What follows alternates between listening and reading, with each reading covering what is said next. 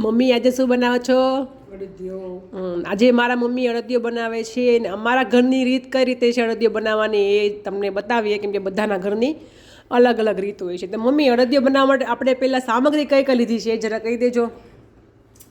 આ કિલો ઘી છે. કિલો ઘી છે, અમારા ઘરનું ઘી છે, દેશી ઘી અમે ઘરે બનાવીએ છીએ. મલાઈને ઉતારી. હા, એ ઘરનું ઘી દેશી છે. ખાંડ છે 1 કિલો. 1 કિલો ખાંડ, કિલો ઘી, 800 ગ્રામ માવો. 800 ગ્રામ માવો. આ માવો પણ ઘરે બનાવેલો છે ને આની રેસીપી હું યુટ્યુબમાં અપલોડ કરી દઈશ, એટલે એનો વિડીયો મળી જશે. અને આ ગુંદર છે.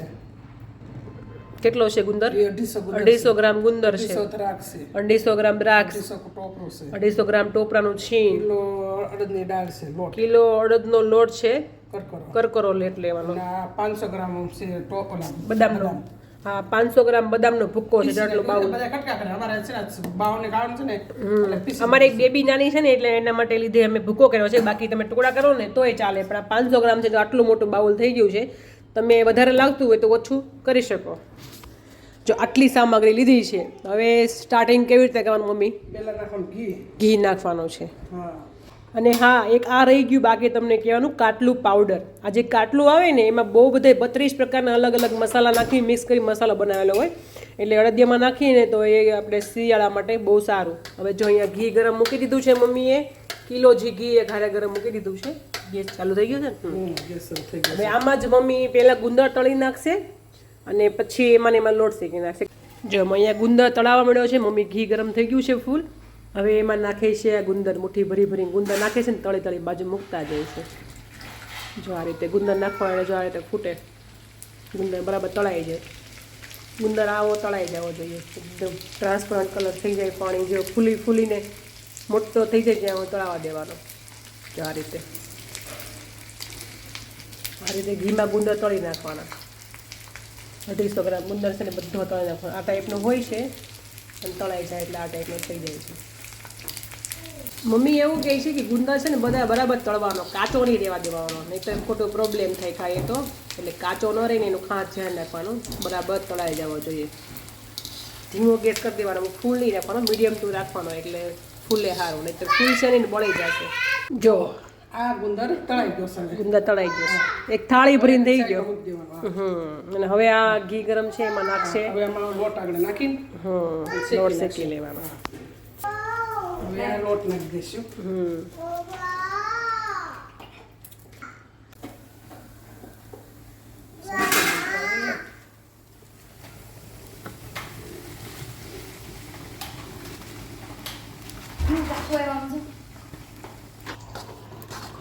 લોટ નાખ્યો છે, હવે ઘીમાં ધીમે ધીમે આ રીતે મિક્સ કરતું જવાનું છે.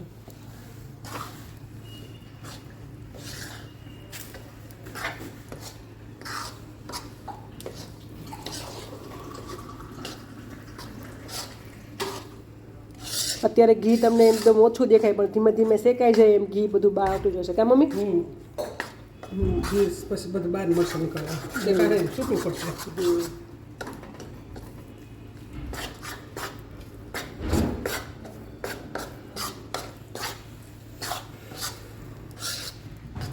ઓછું લાગે તો નાખી દેવાનું વધારે. હા, ઓછું લાગે તો નાખી દેવાનું, પણ અત્યારે ઓછું છે ને એક શેકાઈ જાય ને પછી બધું બહાર આવે તો ત્યાંથી નાખી નહીં દેવાનું, શેકાવા દેવાનું. લોટ શેકાવાની શરૂઆત થઈ ગઈ છે. હવે એમાં છે ને એક આ મોટો વાટકો ભરીને ગરમ દૂધ નાખે છે, એટલે એનાથી શું થાય કે લોટની કણી એકદમ મસ્ત પડે. એટલે આ દૂધ ગરમ કરીને નાખી દેવાનું.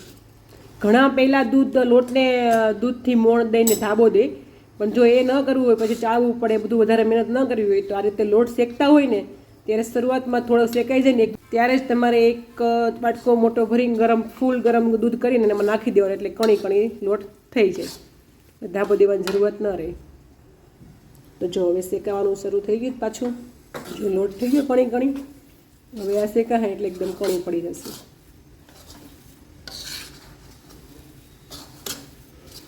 લોટ શેકાવાની શરૂઆતમાં જ બધું કરી નાખવાનું, દૂધ ગરમ નાખી દેવાનું, એટલે લોટ શેકાય ને કે એની હાથે દૂધ પણ બરાબર ગરમ થઈ જાય, કાચું પણ ન રહે, એટલે બગડે નહીં થાય. હવે લોટ શેકાય છે. જો અહીંયા લોટ શેકાય છે, લગભગ 50% જેવો શેકાઈ ગયો છે, અને જો આટલું ઘી અલગ પડી ગયું છે. પહેલાં કેટલું ઓછું ઘી દેખાતું પણ નહોતું, અને અત્યારે કેટલું અલગ ઘી દેખાય ચમકે છે. અને અહીંયા બાજુમાં સાસણીની તૈયારી થાય છે. 1 કિલો ખાંડ હતી.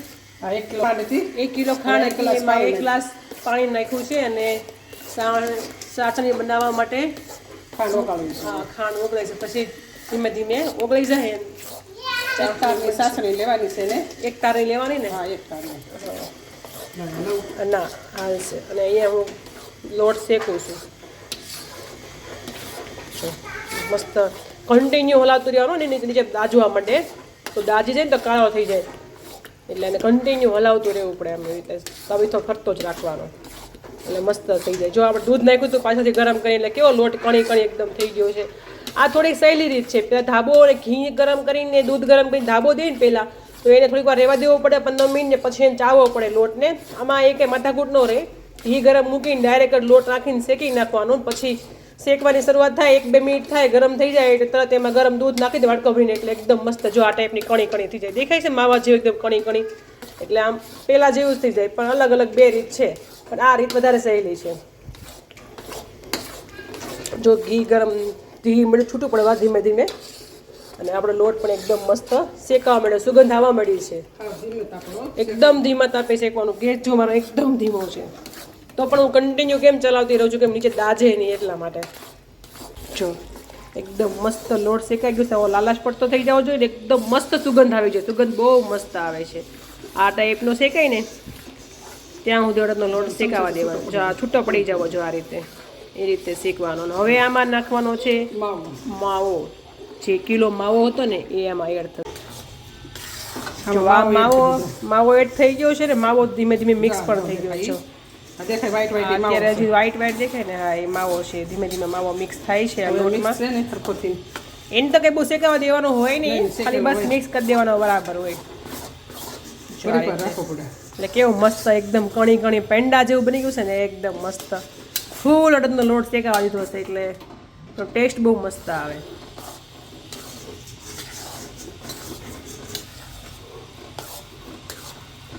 બાજુમાં સાસણી આવી ગઈ છે. ચાહણી પણ આવી ગઈ છે.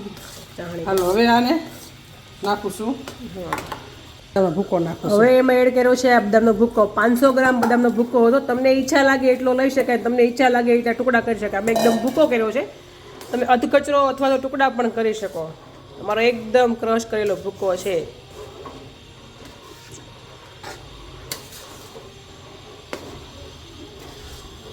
મસ્ત.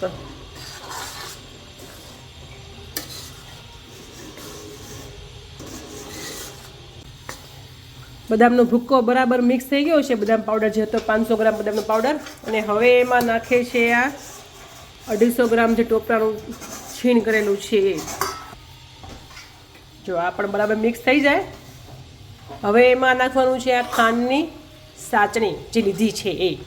1 તારની સાચણી લેવાની. મમ્મી કેટલી લેવાની? 1 તારની સાચણી. જો બાજુમાં આવી ગઈ. જો આ 1 તારની ખાંડની સાચણી લીધી છે ને એ નાખી છે એમાં. આ પડી હતી ને એટલે ઠંડી થઈ ગઈ છે. બાકી તો ગરમ હોય તો ઉકાળા મારતી હોય. બસ અને એકદમ મસ્ત મિક્સ કરી દેવાનું છે ધીમે ધીમે. લાવ મમ્મી મિક્સ કરું? નહીં હું કરી દઈશ. હવે ઢીલું થઈ ગયું, મિક્સ થઈ જશે. હા હવે આ તળેલો ગુંદર. તમે કોઈ લાલ ગુંદર દેખાય છે ને એમાં એવો કલરનો જ આવ્યો છે ભાઈ. એમાં કઈ કલર નાખ્યો નથી. એ ઉપરથી જેવું આવ્યું છે. ગાંધીની દુકાનથી જેવું આવ્યું છે. એ મિક્સ થઈ જાય ને હવે એડ થશે આમાં દ્રાક્ષ. હવે આમાં નાખવામાં આવે છે આ કાટલું. આ મસાલો છે ને એ અડદિયામાં નાખવો જ જોઈએ, તો જ આમ લાગે કે અડદિયો છે એવું.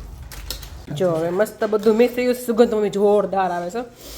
આમાં કાટલું નાખ્યું ને પછી તો ઓર સુગંધ આવવાની. તો અડદનો લોટ શેકાતો તો ત્યારે મસ્ત સુગંધ આવતી હતી. એમાં એવા કાટલું નાખ્યું એટલે એકદમ મસ્ત સુગંધ આવે છે. એકદમ કણી કણી ટાઈપ બન્યો છે મસ્ત.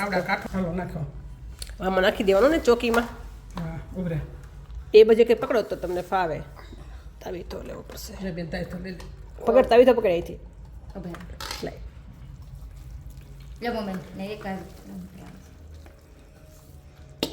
બસ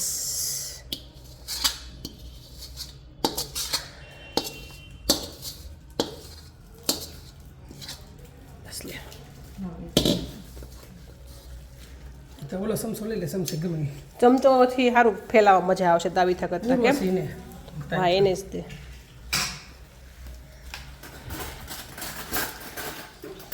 ચોકીમાં પથરાઈ ગયો છે હવે એને વ્યવસ્થિત ગોઠવવાનો જ છે સાચો જો આ રીતે ચોકીમાં પાથરીને ઉપર એકદમ આમ જેટલું બને એટલું લીસું કરવાનું બહુ એકદમ લીસું નથી કરવાનું કે ઘી પાછું બહાર નીકળી જાય એટલે આ રીતે તાવી સાથે ધીમું થોડુંક આવું ચપાટ કરી દેવાનું અને જે ઉપર દેખાય છે ને દ્રાક્ષ છે સૂકી અને આ ઘી બધું સુકાઈ જાય એમના અડધો કલાકમાં એટલે પછી ઠરી જાય એટલે અને પેલા ચોસલા પાડી દેવાના ચોરસ નાના ગમે એટલા અને પછી તૈયાર આપણે અડદિયો